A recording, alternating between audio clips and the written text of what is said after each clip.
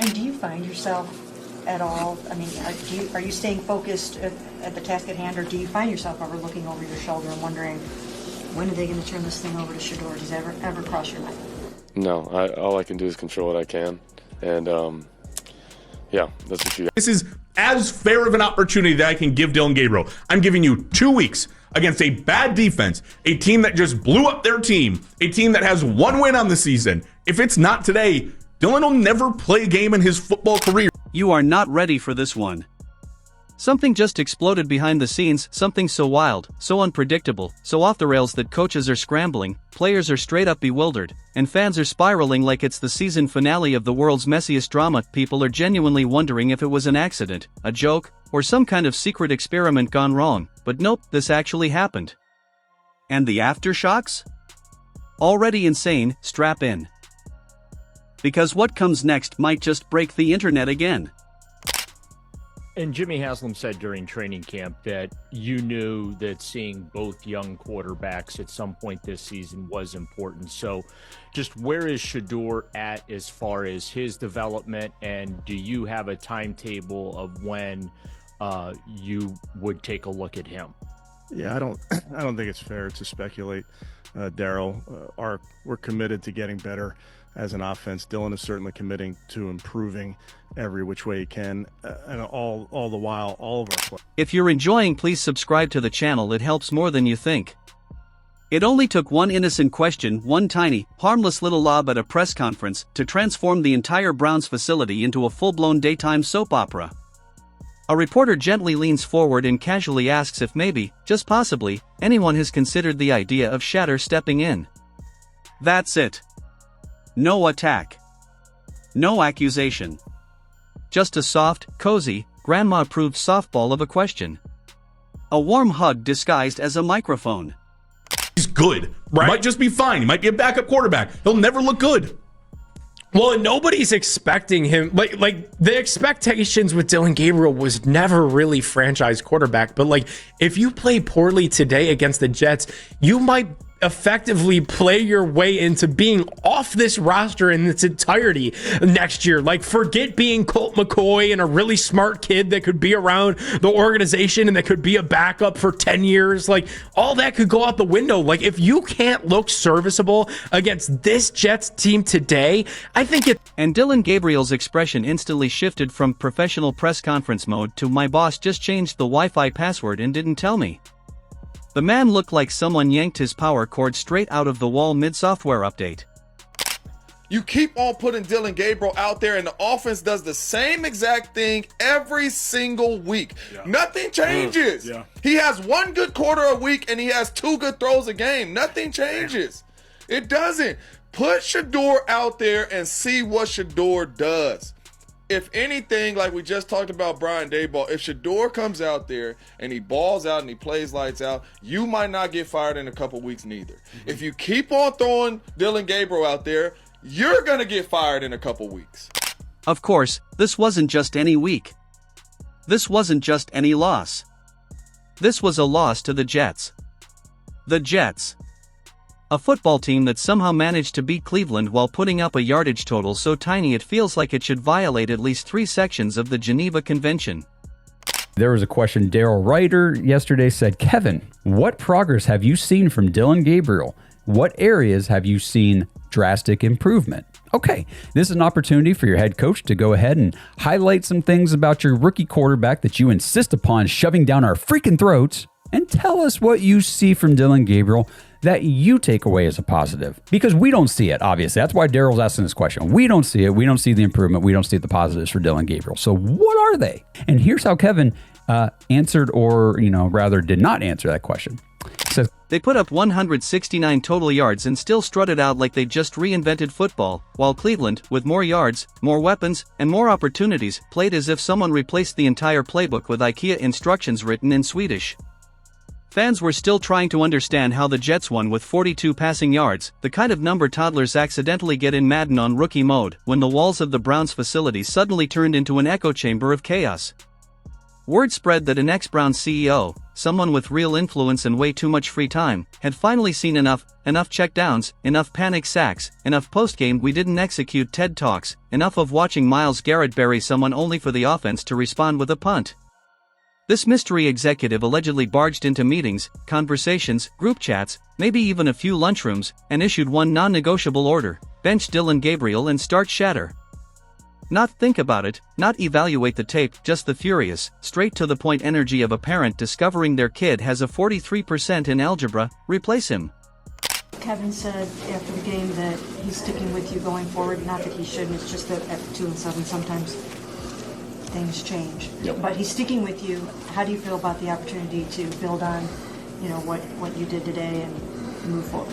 Yeah, when things aren't going well, there's always going to be change. That's part of it, because if you keep doing the same thing and don't change anything, then it's insanity. But just I feel like at times there's things that went well and we sustained and executed, and then in certain moments. Now, you'd think Stefanski would at least pretend to hold the quarterback accountable, maybe something like, yeah, 6 sacks is a few too many, or completing half your passes isn't exactly the dream, or even losing to a team with the offensive firepower of a retired lawnmower is concerning. But no. He walked into the press conference without even watching the film and confidently announced that Dillon would remain the starter after the bye week. Bold strategy, Kevin. Meanwhile, Myles Garrett stood on the sideline looking like a man questioning the universe, because dropping 5 sacks in a game only to still lose will send even a superstar spiraling into an existential crisis. Then came the moment, the reporter with the bravery of a Spartan asking Dillon if he ever wonders when the team will hand things over to Shedeur. The entire room froze like someone unplugged the Wi-Fi. Dillon blinked, took a long inhale, and instead of projecting fire, leadership, or even mild optimism, he offered the most spiritually defeated sentence in football: all I can do is control what I can control. Translation, * yeah, man. I know what's coming. Please don't make me say it out loud. Dillon Gabriel, and I'm sorry, Dillon, you cannot play NFL football. This is like the AI Atlas. We've never seen it before.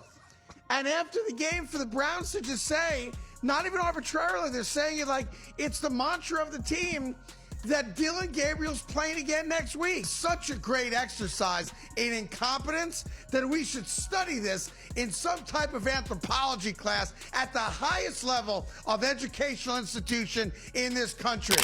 That right there is the sound of a man who has already packed half his locker just in case. But that was only the appetizer. The real chaos is happening behind closed doors. Picture a former Browns CEO, someone powerful enough to shake the building but no longer required to follow HR guidelines, sitting across from ownership with a PowerPoint titled "Why Dillon Gabriel Must Be Politely Escorted Off the Field Immediately."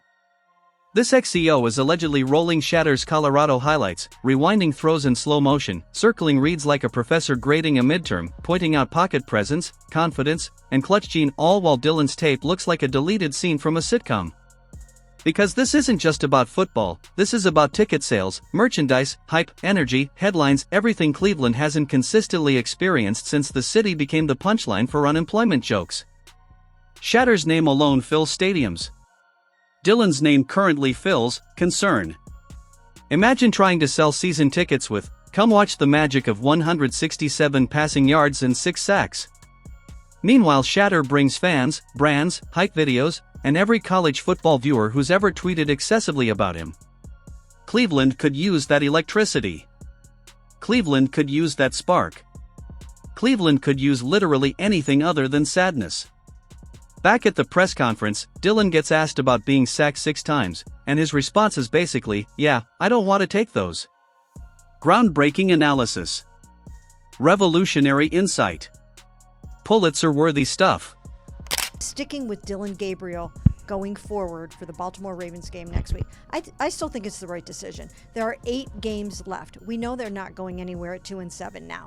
They can talk all they want about clawing their way back into it, but we all know that that's really not going to happen. So what do they have to play for, and why not play Shedeur? I think they will. I think that time is going to come, but they don't really need to see Shedeur probably for 8 games. That could be too much. If he doesn't work out, then what are you going to do? Go back to Dillon? So I think they want to continue to try to give Dillon enough of an on-ramp. The kind of statement that changes the sport forever. Yes, Dillon, we're aware nobody wants to take 6 sacks. No quarterback rolls out of bed thinking, today seems perfect for being repeatedly body slammed. The issue is that franchise quarterbacks don't want, they avoid. They navigate. They step up, escape, improvise, and do literally anything other than stand perfectly still while danger approaches at the speed of disappointment. Shedeur, meanwhile, has spent entire seasons dodging defenders like he's in a long-term sponsorship with Chaos. At Colorado, he practically played behind a rotating cast of construction cones and still fired off dimes like a malfunctioning t-shirt cannon. So when Dillon starts saying things like, "You don't want to plant a seed and rip it up before it grows," that's the verbal equivalent of begging the organization not to replace you with a guy whose highlight clips trend on social media every time he sneezes. Instead, he's drilling holes in the hull while the Jets row past waving politely. And the ex-CEO isn't wrong, he sees what everyone sees. Shedeur has the leadership, charisma, and clutch gene to change the entire direction of the franchise. In my lifetime, I have never seen an incompetent coach, an incompetent quarterback, united at the hip with no end in sight. And I want to be clear, I'm saying this without mentioning the name Shedeur Sanders, because it ain't got nothing to do with him. He doesn't even have to be on this roster for this to be one of the dumbest decisions in the history of the NFL. Meanwhile, Dillon looks like someone trying to remember if he turned the stove off. Shedeur brings something else too, fearlessness. When things get tough, he doesn't crumble. He embraces it. He swears at pressure for not being strong enough. You can actually see him getting energized when defenders try to murder him. He thrives in situations where Dillon gently dissolves. Dillon's press conference didn't scream starter. It screamed accountant explaining a math error. The man delivered more generic corporate phrases in 10 minutes than most CEOs do in a quarterly earnings call. We'll execute better. We'll keep working. Momentum and rhythm. Control what I can. He'd glare at the microphone like it owed him money and explain exactly where things went wrong, who needs to step up, and why he's about to fix everything personally. That's the difference. You think he's excited to keep losing games because the offense can't fire a single shot when it counts?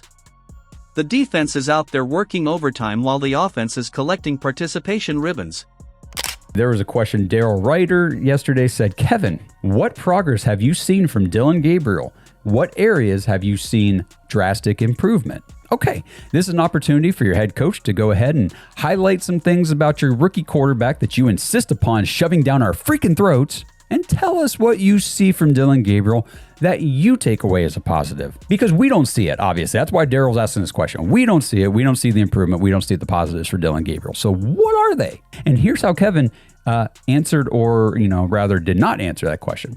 He says, quote, well, I think with young quarterback, ownership has to be watching this meltdown with a mixture of horror and regret.